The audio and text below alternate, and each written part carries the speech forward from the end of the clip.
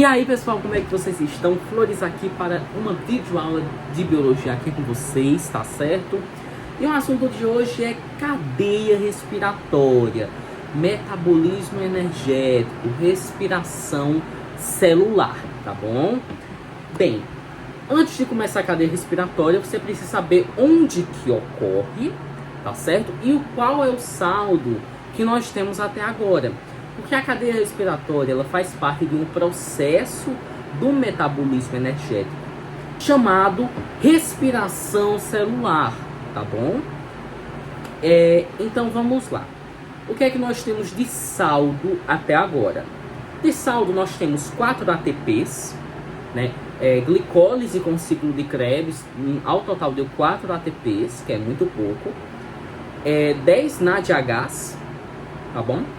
2 FADH2, lá do ciclo de Krebs, quando está passando do succinato para o fumarato, que esses nomes vocês não precisam decorar, tá certo? Eu falei para vocês na videoaula passada.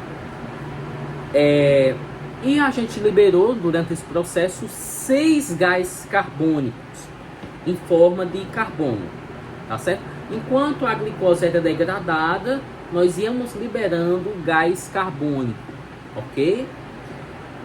Vamos lá.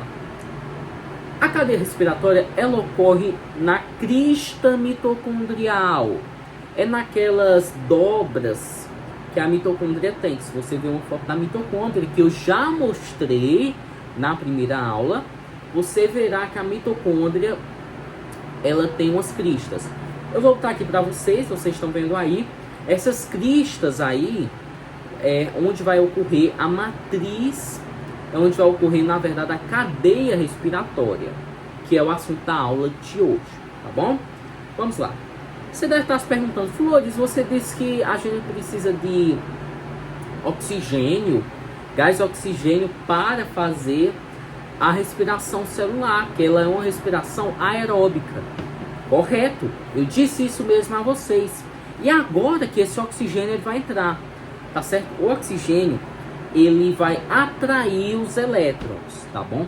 Que vai ser muito importante agora na cadeia respiratória, tá bom? Então, sem mais delongas, vamos para a aula. Pessoal, então é isso. Espero que vocês tenham entendido a membrana plasmática, tá certo? Da crista mitocondrial.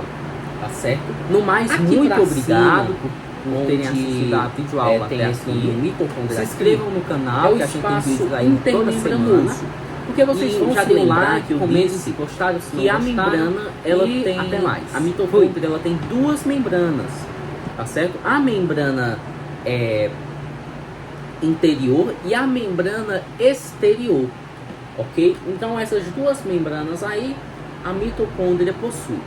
E esse espaço aqui é um espaço intermembranoso, certo? Ou seja, os íons de hidrogênio, os prótons, eles vão passar por aqui, tá certo? Eles vão passar por aqui e passar pela ATPase. Mas como é que isso ocorre? Vamos lá. Se lembram do NAD? Se lembram do FAD? Pois é, eles estão bem aqui. Vamos começar por partes. O elétron, ele vem para atrair o NADH. O NADH. Ele atrai o NADH, atrai o hidrogênio do NADH e o hidrogênio, ó. Tchau, NAD. O NAD vai embora, tá bom? Ele vai embora. E o H, o hidrogêniozinho, ele fica lá, atraído pelo elétron, né? O elétron diz, ai, você é lindo. Do jeito que você é perfeito para mim, e vai atraindo o hidrogênio, vai atraindo, e quando chega aqui perto dessa primeira enzima, o elétron vai embora, não passa pela enzima, tá certo? Só quem passa pela enzima é o hidrogênio passa pela enzima, tá certo? E vai seguindo, aí outro hidrogênio ele é iludido também pelo elétron e passa por essa segunda proteína, enzima, E depois o terceiro vai e passa por essa terceira enzima também. Por isso que a gente diz que cada NADH produz 3 ATPs, porque são 3 hidrogênios que passam aqui. E depois eles vão passar pela ATP sintase ou proteína ATPase, produzindo ATP, tá certo? Então ele vai passar por essas 3 proteínas aqui, sendo iludido pelo elétron, tá bom? Porque na verdade aqui o elétron está iludindo, porque ele pega e fala, ó, passa por aí que eu te encontro do outro lado, e vai atraindo tudinho desse jeito. E eles passam e vão para o espaço intermembranoso. E depois esses hidrogênios passam pela ATPase, tá bom? Agora vamos para o FADH2, tá bom? O FADH2 é simples. O NADH não passou por 3 proteínas? O FADH2 só vai passar por 2. Ele começa nessa segunda enzima aqui, tá bom? Ele começa por essa segunda, passa, e depois vai para outra e passa também. O elétron da mesma forma, iludindo sempre. E depois que está por esse espaço intermembranoso, ele passa pela ATPase. O que é que acontece aqui? Na ATPase, ela é como se fosse uma hélice. Pronto, vamos pegar aqui um exemplo da energia eólica. Na energia eólica, tem lá as hélices e tal, os cataventos, e o ar ele passa pelo catavento e aciona a hélice. Essa hélice ela roda e conforme ela está rodando, ela produz energia. Aqui é a mesma coisa. É uma hélice, aqui a ATPase, e conforme o hidrogênio, que seria o ar, ele vai passando por ela, ela vai girando, produzindo o quê? Energia. E quem é a energia? É a moeda energética para o ser humano, o ATP. Vem o ATPzinho e com essa energia que a ATPase ela produz quando está girando, a partir do momento que o hidrogênio passa por ela, essa energia é tão forte que consegue colar um fósforo inativo, inorgânico, com o ADP. E se é o ADP é a adenosina difosfato, com mais um fosfato, vira adenosina trifosfato, formando assim o ATP. Eita, flores. Pô, cara, aprendi agora só isso, né? Só isso uma ova. A cadeia respiratória ela também é responsável por produzir água. Olha aqui embaixo. Aqui embaixo vai ter 2 hidrogênios e meio oxigênio, meio gás oxigênio. Entendem? Esses 2 hidrogênios, eles querem lá se ligar com os gás oxigênios. O gás oxigênio, né? Só que só tem metade do gás oxigênio. Então, se só tem metade do gás oxigênio, não é gás, é o oxigênio. Beleza? Tem metade do gás oxigênio e 2 hidrogênios. Esses hidrogênios, eles querem se ligar com o oxigênio. Só que não tem como. Eles não têm energia. Mas se lembra dos elétrons que estavam iludindo tanto o NAD quanto o FAD? Pois é. Eles estão passando aqui e no fim eles vão ajudar aqueles 2 hidrogênios a formarem água com aquela metade de oxigênio que eles estão. Entendem? Então, 2 hidrogênios mais meio oxigênio, gás oxigênio, forma H2O, que é a água. Tá certo?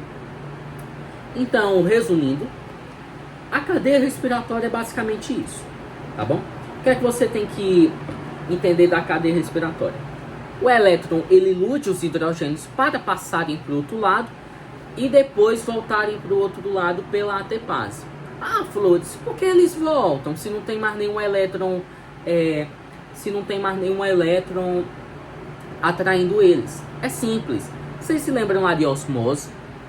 É parecido. Na osmose, o meio que tinha pouco sal migrava, né? O sal do meio que estava muito salgado, um exemplo, né? migrava para o meio que estava pouco salgado, tinha pouca concentração. Aqui é a mesma coisa. Tem muito hidrogênio do outro lado, eles têm que voltar para ficar meio que balanceado, entendeu? Aí como é que eles passam? Pela mesma enzima? Não, eles não passam pela mesma enzima. Eles têm que passar por outra enzima, que é a ATPase, proteína ATPase. Eles passam pela proteína ATPase, assim formando o ATP. Gente, é basicamente isso. Aí você me pergunta, Flores, quanto de ATP produzimos? Beleza, tinha 10 NADH e tinha 2 FADH. Cada NADH produz 3 ATPs. Então, se tinha 10 NADH, a produção foi de 30 ATPs. Só que também tinha os FADHs, 2 FADHs, que produzem 2 ATPs. É só fazer 2 vezes 2. 2 FADHs produzem 4 ATPs. 30 mais 4, 34. Beleza. Mas, Flores, e aqueles ATPs lá do resto? A gente soma 34 ATPs mais 4 ATPs. Forma 38 ATPs. Então, no total, a gente formou aí no ciclo de... na glicólise, ciclo de Krebs e na fosforilação oxidativa, que é um segundo nome para a cadeia respiratória, nós formamos ao todo 38 ATPs. Então a respiração celular forma 38 ATPs, tá bom? Alguns autores, eles dizem que uns hidrogênios, eles se perdem aí no caminho e tal, e dizem que é 36 ATPs, 37,5, entendem? Mas arredondado é 38 ATPs, tá bom? Mas se na sua prova, sei lá, dentre das questões, na respiração celular, quanto de ATP é produzido, e não tiver 38, você vai para o que tem mais perto. 37, 37,5, certo? Então, gente, é basicamente isso.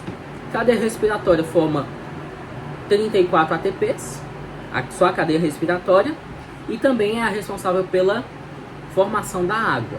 E Flores, como é que a gente solta essa água? Pô, respiração. Nossa, Flores, a gente solta água por meio da respiração? Sim. Vá perto do espelho e respire nele. Você vai ver que ele vai ficar embaçado. Isso que embaça o espelho é a água. Tá certo?